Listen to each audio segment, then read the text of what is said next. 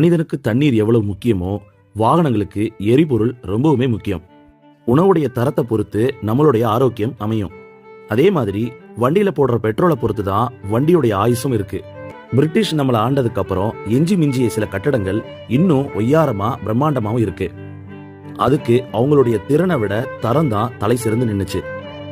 முதல் உலக போருக்கு அப்புறம் வாகனங்களோட வளர்ச்சி இன்னும் கடங்காம அதிகரிச்சுக்கிட்டே இருந்துச்சு.